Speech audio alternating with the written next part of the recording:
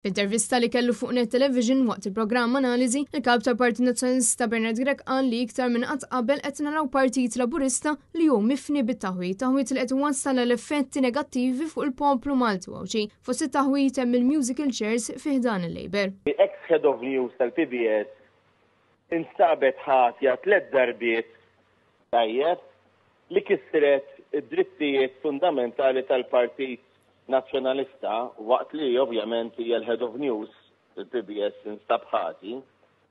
Allura jfisser ċaru li Robert Abela jippremja lil dawk illi jkun qed jagħmlu ħażin, però fir-realtà qegħdin jagħmluhom kif dejjem għedna biftehim miegħu tajjeb taħt il-kontroll tiegħu biex jaqdu lill-Partit Laburista dal-każ firwu l-pubbliku.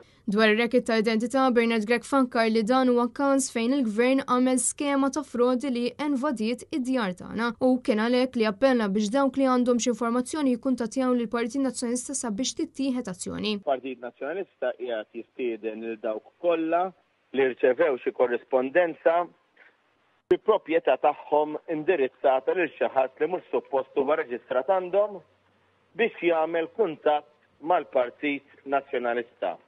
Jagħmel kuntatt magħna ħalli aħna nkunu nistgħu niġbru l-evidenza kollha u ngħadduha lill-maġistrat li qed imexxi l-inkjesta maġisterjali. Kien hawnhekk fejn appella wkoll biex il-Ministru tal-Intern Byron Camilleri jwarrab mill-pożizzjoni tiegħu hekk kif il-Ministeru tiegħu jinsab mifni b'għad ta' skandli. U dan apparti li anke l-Kummissarju tal-Pulizija li qed ikompli jonqos lejn il-poplu Malti Wawċi meta mhux qed jgħid il-verità. Issa nafu biċ-ċar illi l-Kummissarju gideb lill-poplu Malti Wawċi gideb fuq vittma, fuq persuna li nqatlet. Saħansitra gideb fuq persuna li nqatlet illi għalinna li din irrifjutat il-risk assessment u issa għandna Times of Malta qed tikkonferma li semat voice clip tal-istess vittma qed tgħid lill-ħabiba tagħha illi qalula għal xejn tagħmel ir-risk assessment. Bernard Grech wien li l-Partit Nazzjonalista se jibqa' jisħaq li pajjiżna jkun jaf il-verità kollha dwar fejn is-sistema naqset fid-daw tal-omiċidju ta' Nicolette Girxi u mhux biss dwar dan il-każ iżda anke fil-każ ta' Vitis fejn issa huwa ċar iktar minn qatt qabel li Roberta Berra interferixxa fl-investigazzjoni tal-Pulizija. Anke l-Prim Ministru issa il-lesti jagħmlu minn kollox biex huma jkunu qegħdin jimmanipulaw il-proċess ta' ġustizzja.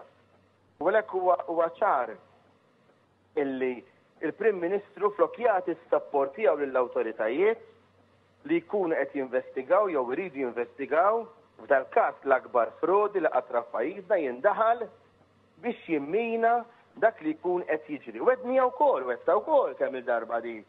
Il-Prim Ministru mhux biss kellu fidejh l-inkjesta il-konklużjoni tal-inkjesta ma kien qed jużhom għall-interessi politiċi u personali tiegħu. Chris Simmamo għan Net News.